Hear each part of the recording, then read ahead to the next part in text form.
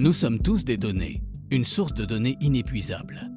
Lorsque la technologie rencontre les données, elle change des secteurs industriels entiers, comme dans la publicité numérique, capable de profiler un groupe d'utilisateurs en fonction de leurs goûts, des lieux qu'ils fréquentent, des pages visitées ou encore des similitudes avec d'autres groupes. Il y a 2 décennies, nous avons inauguré une nouvelle ère de l'économie numérique et nous étudions encore ses répercussions sur les modèles économiques. Nous sommes en train de réaliser que cette économie connaît une croissance exponentielle, transcendant les contraintes du monde matériel, et que les données générées représentent sa monnaie d'échange.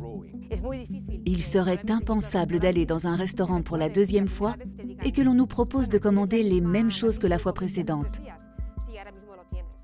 En ligne, nous collectons des données pour rendre la publicité beaucoup plus personnalisée et efficace. Dans ce territoire inexploré où les modèles économiques sont basés sur des données, les réseaux sociaux, les moteurs de recherche et l'e-commerce agissent-ils selon des règles? Lorsque les entreprises sont basées en Californie, on imagine qu'Internet, la toile, les services en ligne et les plateformes ne sont soumis à aucune règle. Le profil semble être le seul critère stratégique. C'est trop extrême. Un Far West a besoin de règles, d'un shérif, de justice. C'est pourquoi je ne pense pas que ce soit une bonne analogie. Ce n'est pas un Far West, mais plutôt un territoire inexploré, comme si nous arrivions sur une nouvelle planète. Tout le monde ne peut pas faire ce qu'il veut. Mais nous nous demandons, comment voulons-nous coloniser cet endroit? Quelles règles voulons-nous donner? Nous sommes donc face à une frontière inexplorée, mais elle n'est ni chaotique, ni incapable de respecter les règles. Réguler un secteur naissant n'est pas une tâche aisée. Au XIXe siècle, une loi en vigueur au Royaume-Uni prévoyait qu'il fallait toujours qu'une personne marche devant un véhicule avec un drapeau rouge pour avertir le conducteur de l'arrivée d'éventuels véhicules. Voici une règle capable d'étouffer un secteur naissant. D'autres lois sont bonnes pour le marché. Les rétroviseurs, les ceintures de sécurité et les sièges enfants rendent le marché plus prospère en investissant dans la sécurité. Le RGPD est la réponse de l'Union européenne pour lutter contre les problèmes de sécurité dans une économie fondée sur des données. À mon avis, le niveau le plus avancé aujourd'hui est le règlement européen sur la protection des données, le RGPD, qui est pris comme exemple par la Chine, l'Inde et les États-Unis. Il est né en Europe et constitue la règle la plus avancée pour protéger les données des utilisateurs. Selon le RGPD, la principale protection est de garantir la transparence des traitements de données. Ainsi, chaque citoyen a le droit de s'adresser à une personne qui traite ces données et de lire la note d'information, un document qui explique les modalités de traitement des données.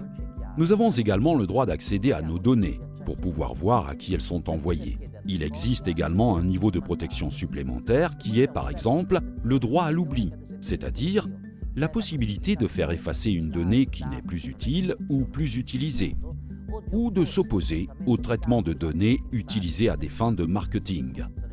Heureusement, de nombreux phénomènes que le RGPD voulait prévoir et réglementer se sont révélés corrects. Je pense par exemple au phénomène des data breaches, qui représentent d'importantes violations de données. Le règlement européen prévoyait des interventions pour tenter d'y lutter. Nous avons en effet constaté durant ces derniers mois que le phénomène des data breaches était devenu un phénomène vraiment urgent. Selon moi, le RGPD est une législation avant-gardiste. Les amendes, lorsque le RGPD n'est pas respecté, sont très importantes. 4% du chiffre d'affaires du précédent exercice fiscal. Les lois ont besoin de temps pour être conçues et approuvées. Quelles règles faudrait-il donc appliquer en attendant? Comment la législation peut-elle suivre le rythme d'un secteur qui se renouvelle constamment?